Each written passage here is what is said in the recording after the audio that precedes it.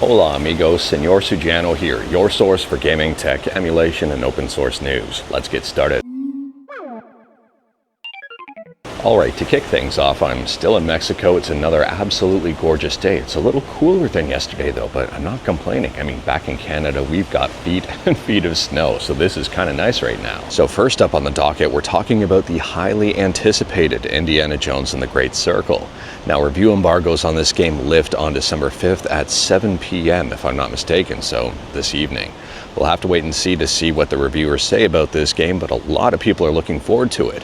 And we've got quite a bit of information that's been unveiled, some of it being leaked. So first and foremost, if you're trying to avoid spoilers, be careful about searching for reviews on YouTube. Gameplay footage for this game has already leaked online.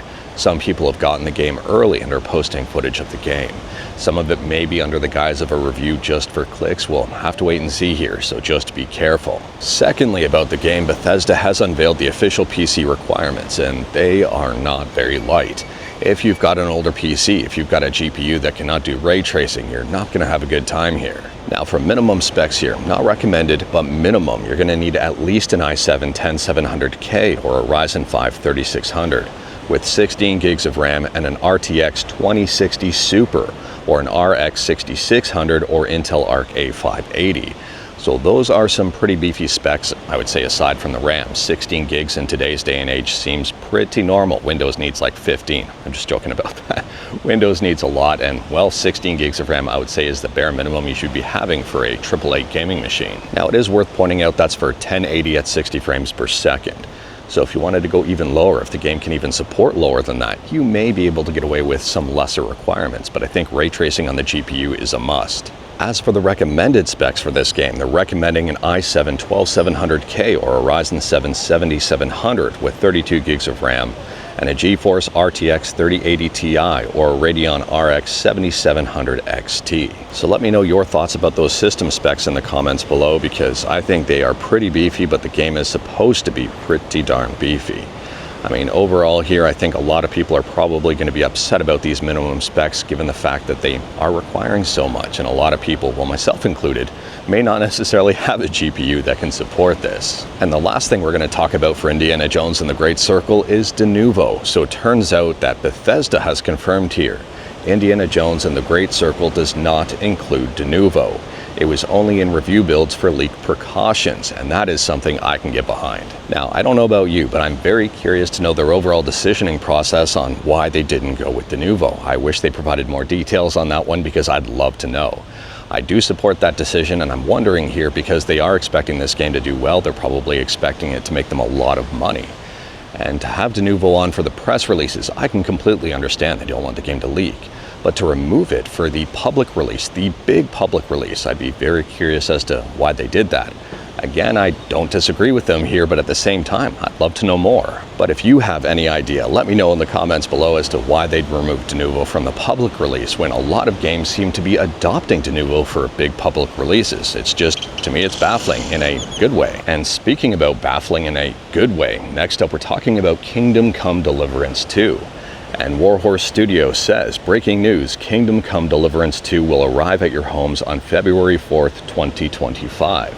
They have just pushed the release date up a week for this game. Now at the time of filming, it is right in the morning here, so I don't have the system specs just yet, but today they are also releasing the PC system specs for Kingdom Come Deliverance 2 as well as a trailer for the game. And I do recommend checking that stuff out whenever it's available. I'll probably talk about it tomorrow. Anyways, here it's a very interesting thing because a lot of games nowadays are being delayed and Warhorse are pushing things forward. So let me know your thoughts about all of that in the comments below. Do you think they're pushing it forward to make a few quick bucks and maybe the game's going to be a little bit broken? Or do you really think development is going that smooth that they're able to push the game forward and release it early? I am hoping here it's going to be released in a very good state, not in a broken mess that needs patching, but we'll have to wait and see, and we won't have to wait too much longer. Next up, we're talking about one of my favorite Linux distributions, and I think one a lot of people are going to be excited about very soon, and that's SteamOS. So SteamOS right now is exclusive to the Steam Deck, but that seems like it may be changing based on some information. Now, Valve has said for a long time that SteamOS, the version that's used on the Steam Deck at least, will be released to the public. We just don't know when. And they've said this thing forever, and they haven't released it just yet. However, Gaming on Linux has found some information here that does inspire quite a bit of confidence, and that is branding for powered by SteamOS. I am very excited about that. However, unfortunately, that's really all we've got to go on right now. I've got no idea how long it's going to take them to release SteamOS once they've got their branding sorted. And if it's going to be months or years or whatever here. I mean, it's taken them forever in the first place. But at the same time here, once they release SteamOS, I think it's really going to help out Linux gaming. I think a lot of people are going to adopt SteamOS as their operating system. I'm not going to lie here, I'd be curious to know your thoughts about this one in the comments below. Would you be interested in putting SteamOS on a non-Steam Deck device, like a different handheld altogether, or possibly an older PC that you wanted to turn into a console and make playable again? Who knows here, but anyways, I think this will be widely adopted by a bunch of people just to test out a gaming distribution on possibly an older device. I couldn't see a lot of people going with this on a new computer, but maybe, who knows here. And last up here, we're talking about, well, I'm gonna butcher this one, Suzerain. Suzerain? I'm not quite sure on how to say that one. If you know how to say it, let me know in the comments below. Anyways, this game was released back in 2020. I feel like I should know this game here, it looks familiar. Anyways, this game on Steam has a very positive review score with over 7,000 reviews and a recently overwhelmingly positive review score. And taking a look, they've got an announcement. This game is being re-released on mobile. So they say here over on Steam, to celebrate the 4th anniversary of Suzerain, we are excited to announce the relaunch of Suzerain mobile app. Introducing the Kingdom of Rizia on mobile is coming on December 11th, 2024. Now, one of the big questions I would probably have here is, why are you relaunching Suzerain on mobile? Well, they answer it. They say those of you who have played Suzerain on mobile will know that the content there is outdated. To bring the Kingdom of Rizia and updated mobile content, we needed to rework the entire app so that both mobile and PC could have the same content from now on. And interestingly here, the game is more expensive on mobile than it is on PC. And they answer that question as well. Why is the Kingdom of Rizia more expensive on mobile than on PC? And they say the updated price of the Kingdom of Rizia reflects the new content coming to the story shortly.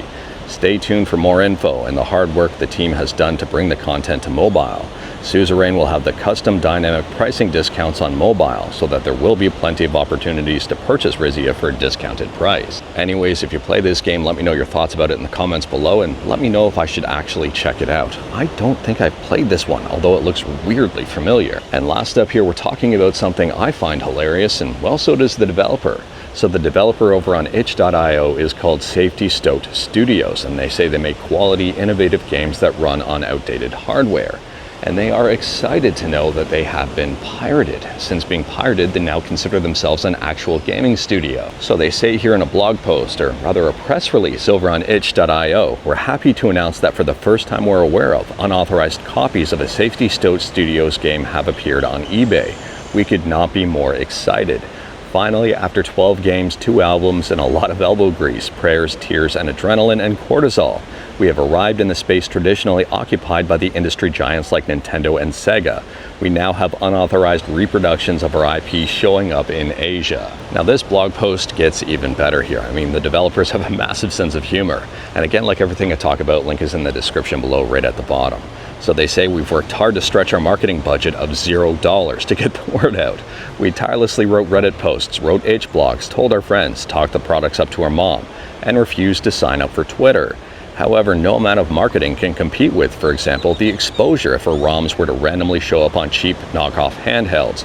We could not, in a million years, convince somebody that our game had a rare Japan-only cartridge release and was somehow worth $120. The developer then says, and I quote, "I would feel very bad if anybody paid $120 for a free game, but I do hope that somebody sees the listing and perhaps Googles it to find the game's real webpage." Now, there is a whole lot more in that article, and I do recommend checking it out if you're in for a laugh here, and I do recommend checking out Safety Stoked Studios and some of the games they have. But anyways, that is all I've got for you in this one. Straight to the point, all stuff and, well, I guess some fluffs flying around. Not the legendary one fluff, but some fluffs. Now, we talked about a few things today, not a whole lot because there wasn't a lot of news yesterday and I'm not about to bulk the video out just to make it longer for no reason. So let me know your thoughts about anything we talked about in the comments below. If you liked this video, leave a like. If you didn't like this video, leave a like. Hit that subscribe button, check out my other videos. Don't tempt fate, save your state.